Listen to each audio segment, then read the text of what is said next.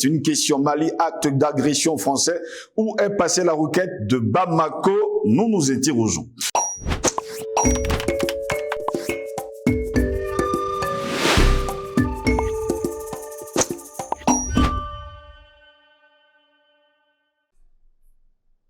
Mesdames, Messieurs, bonjour. Très heureux de vous retrouver sur Panafricaniste TV, votre chaîne de télévision qui vous apporte le meilleur de l'information. Bienvenue à toutes et à tous à cette édition de Parole panafricaniste. Lors d'une réunion du Conseil de sécurité des Nations Unies, le Mali a une nouvelle fois accusé la France de violer son espace aérien et de livrer des armes à des islamistes. Des accusations catégoriquement rejetées par Paris. Mais on le sait, depuis la nuit des temps, cette requête avait été déposée du côté du Conseil de sécurité des Nations Unies. Et jusqu'à preuve de contraire, mesdames, messieurs, cette requête n'a pas encore été sortie des tiroirs. Que s'est-il passé donc? Pourquoi est-ce que cette requête tarde toujours à être mise au grand jour? Car jusqu'à preuve de contraire, du côté du Mali, on attend toujours que cette requête et surtout ces accusations et surtout d'actes d'agression français sur le sol malien soient connus de par le monde. Pour répondre d'ailleurs à nos questions ce matin, nous sommes avec Jonathan Matenguene. Il est enseignant de sociologie à l'université de Douala. Il est notre invité ce matin. Jonathan Matenguene, bonjour, bienvenue à vous. Bonjour mon frère Gross, bonjour à tous les panafricanistes, surtout les Africains qui nous suivent, ceux-là qui mènent le combat de manière concrète tous les jours dans la vie quotidienne et ceux-là qui réussissent à repousser avec nous les barrières de l'obscurantisme. Nous leur disons bravo pour les succès actuels. On a vu et on a savouré la réussite de la reprise de Kidal. On a savouré les moments de victoire des FAMA, les moments de victoire avec également l'armée burkinabé. On espère que dans les jours à venir, dans un délai très proche, on va également savourer la reprise des dernières villes dans le Sahel et ainsi botter hors de ces frontières-là l'obscurantisme occidental. Nous avons foi que ce combat qui se passe aujourd'hui dans le Sahel va réussir également en Afrique centrale, au Cameroun, où l'Ando Colonna est en train de se positionner et certainement veut nous livrer une bataille comme celle du Sahel.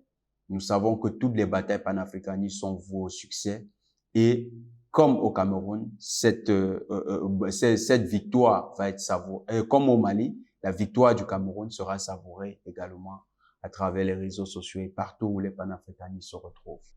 Merci à vous, Jonathan Matenguene, d'avoir accepté notre invitation. Mali, acte d'agression français, où est passée la requête de Bamako. Je vous réitère d'ailleurs les propos de Abdoulaye Diop. C'était l'année dernière, précisément en août dernier. Je pense que c'était le 17 octobre, autant pour moi, de l'année dernière. Il faut qu'une réunion spécifique du Conseil de sécurité soit organisée afin de nous permettre de présenter les preuves des actes d'espionnage et de déstabilisation menés par la France. Où est passée la requête de Bamako du côté de l'ONU? Aujourd'hui, il est clair que la requête de Bamako n'est plus trop d'actualité. Il y a même le Mali qui n'en fait plus trop cas. Il y a un ensemble d'acteurs qui ont manœuvré pour que ce soit le cas. C'est notamment la France qui avait joué de tout son entre-gens pour que les puissances au sein du Conseil de sécurité ne s'intéressent pas à la question de la requête du Mali. Donc, que contenait la requête du Mali? C'était une requête qui avait été déposée au mois d'août 2022 au Conseil de sécurité et qui comportait un ensemble d'éléments sur les violations répétées du territoire malien de manière illégale par les forces armées françaises. Et ces forces armées avaient, par exemple, dans le dossier de requête, dans le dossier de plainte, avait enregistré le survol du ciel malien par des aéronefs non signalés pour des fins inavouées et jamais communiquées à l'État du Mali. Il y a également eu des opérations sur le territoire du Mali, des contacts avec un ensemble de forces obscures sur le territoire du Mali qui visaient certainement à déstabiliser ce pays. Le Mali a documenté ce rapport, c'est un rapport documenté. Il a documenté chacune des actions avec des coordonnées précises des zones ou des localités qui ont été visées, ainsi que les horaires où on a enregistré les incidents qui sont rapportés à l'adresse de la communauté internationale. Seulement, la France ayant constaté que le dossier était très costaud et très consistant, a tôt fait de noyer le bébé avec l'eau du bain oui. en allant voir les autres puissances, surtout ces puissances alliées, les États-Unis et la Grande-Bretagne, pour que ces dernières utilisent leur veto si jamais le dossier venait à être activé au niveau du Conseil de sécurité. Ainsi, par les manœuvres de ces trois puissances, on a chaque fois que dans l'agenda le Mali a essayé avec la Russie et la Chine d'introduire cela dans l'agenda de l'Assemblée générale, les trois puissances du Conseil de sécurité pour le compte de l'OTAN ont manœuvré pour que cela n'apparaisse pas. Et ainsi, on a mis le dossier du Mali à côté.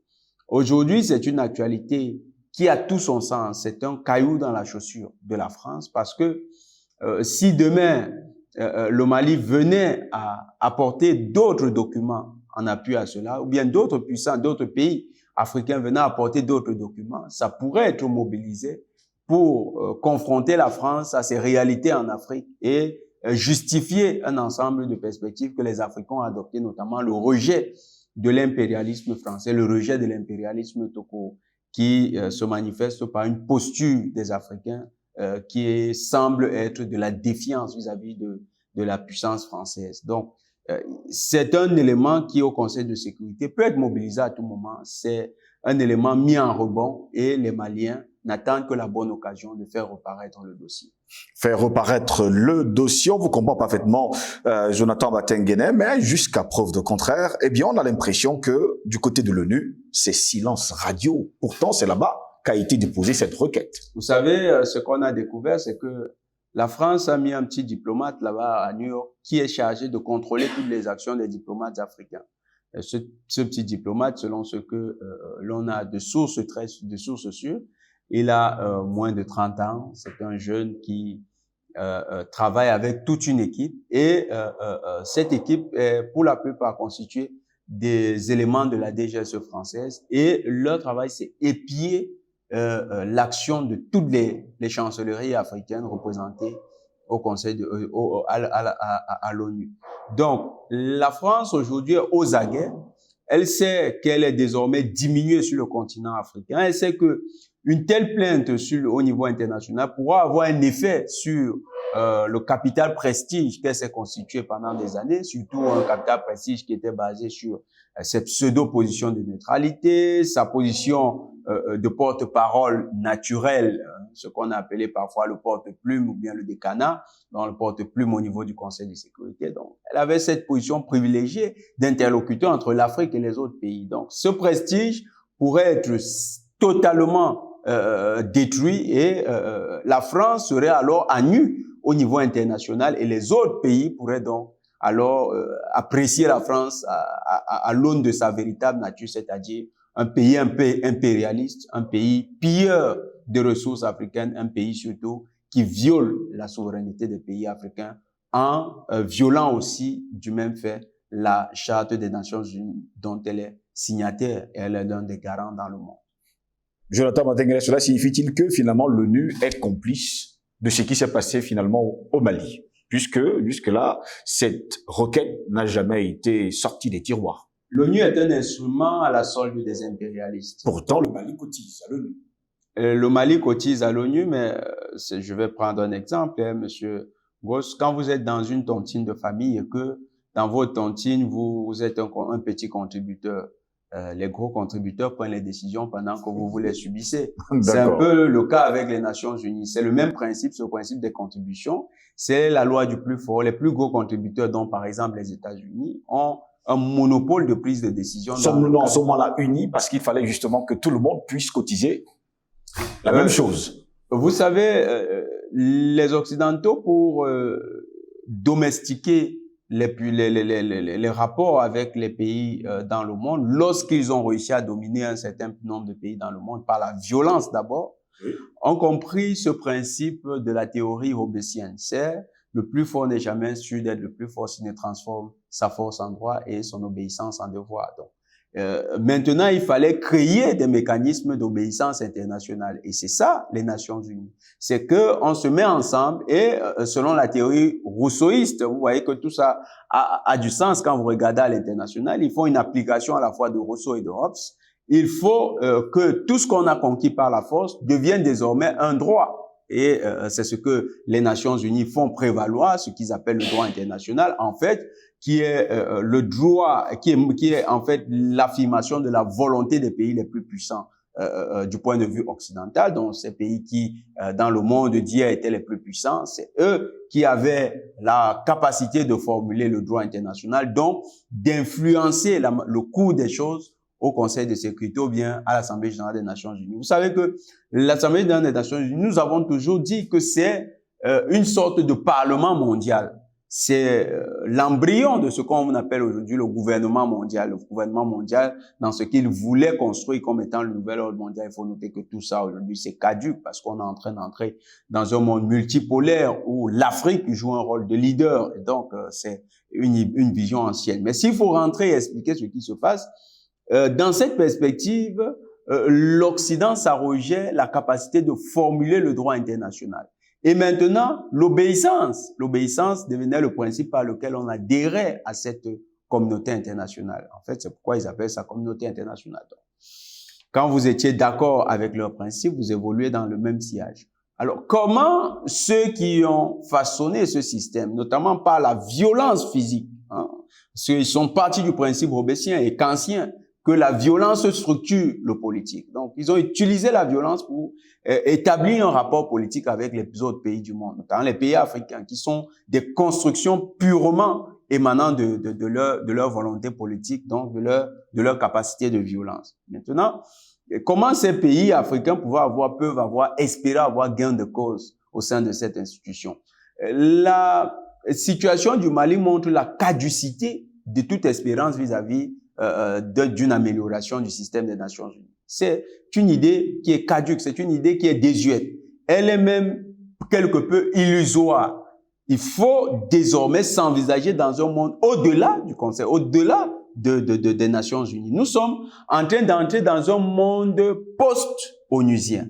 Et ce monde post-onusien doit se construire à partir de nouveaux éléments de coopération multipolaire. Et ces éléments de coopération multipolaire sont encore en train de se structurer. Il faut noter que ceux qui parlent pour l'instant des BRICS, et nous avons toujours dit que les BRICS, c'est une étape intermédiaire. Les BRICS ne sont que l'étape préalable pour casser d'abord totalement l'ancien système, le système onusien actuellement qui est en place, avant que d'entrer dans le parachèvement de ce système multipolaire où il y aura véritablement plusieurs pôles de décision sur la planète. Et l'Afrique aura le pôle majeur parce que c'est en Afrique qu'il y a l'ensemble des ressources énergétiques qui garantissent la compétitivité technologique, mais surtout garantissent la vie dans les conditions agréables sur cette terre.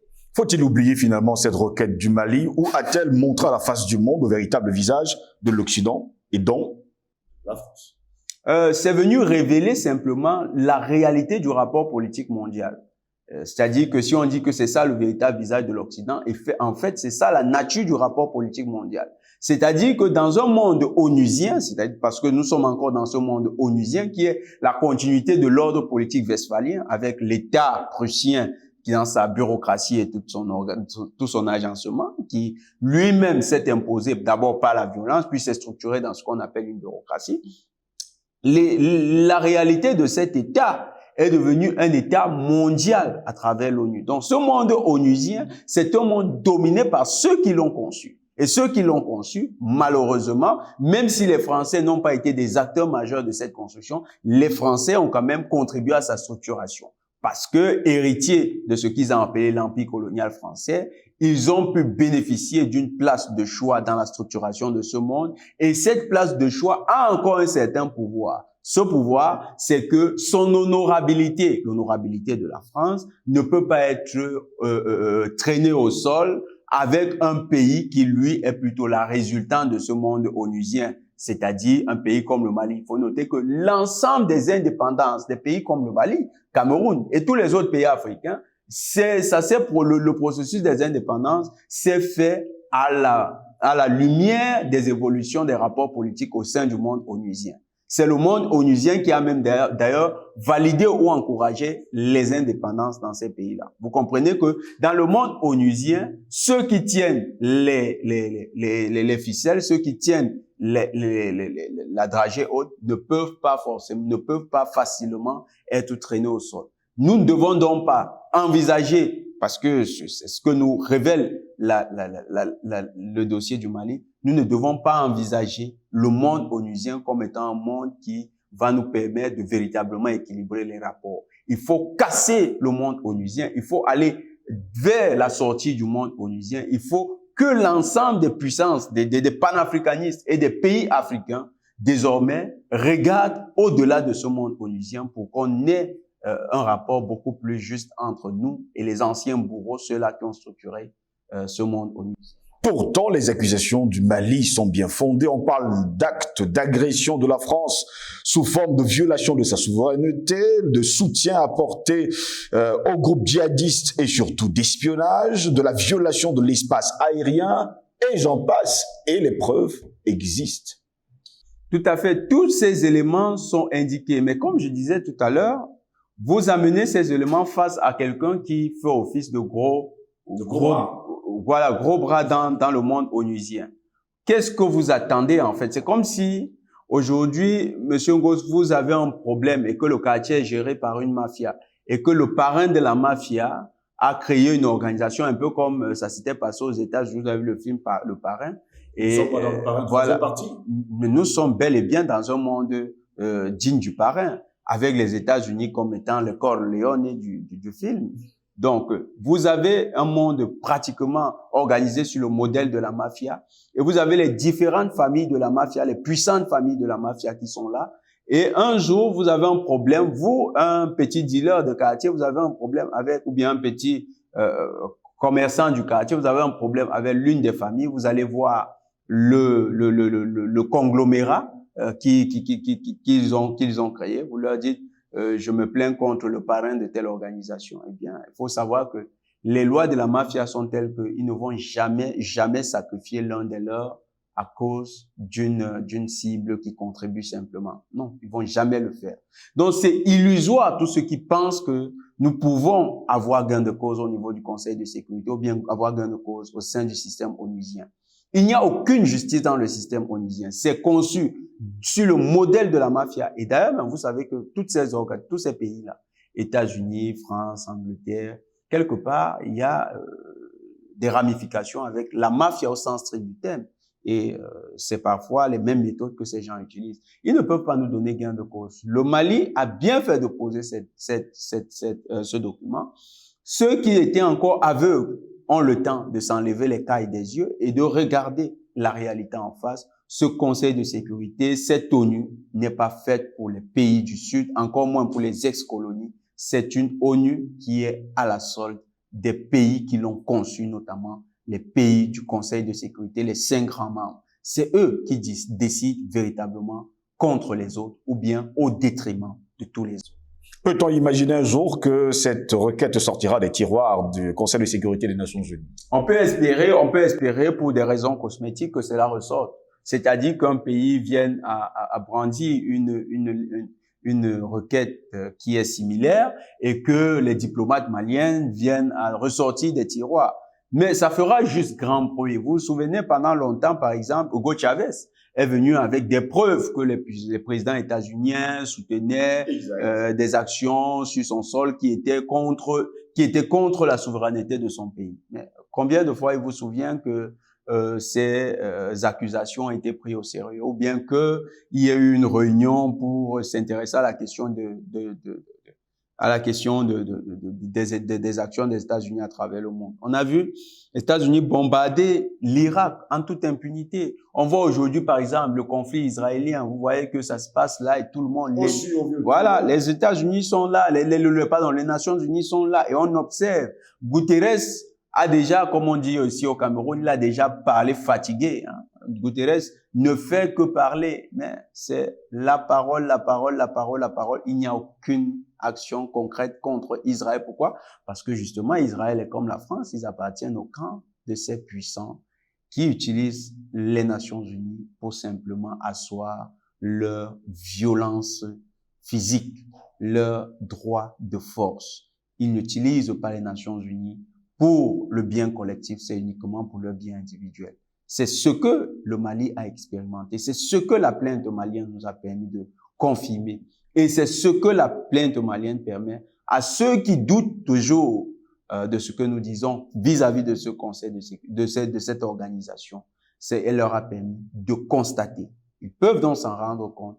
Il n'y a rien à espérer de l'ONU. Il n'y a rien à attendre de l'ONU. Pour nous, panafricanistes, nous sommes déjà en train d'envisager le monde post-onusien. C'est ce monde vers lequel le monde multipolaire doit tendre. Merci à vous, Jonathan Matengue, d'avoir répondu à nos questions. C'est moi qui vous remercie, mon frère Gross. C'est toujours un plaisir. La victoire est au bout. Nous disons à tous les panafricanistes de rester sereins, de rester solidaires et de rester aux aguets parce que notre victoire, nous allons la rendre très éclatante pour l'ensemble de l'humanité. Nous allons libérer l'humanité. Puisque Jonathan Matengue parlait du parrain, troisième partie, je vous donnerai justement ce conseil de Michael Corleone à Vincenzo Corleone dans ce film. Il ne faut jamais haïr ses ennemis, cela perturbe le jugement. Bonne journée à toutes et à tous.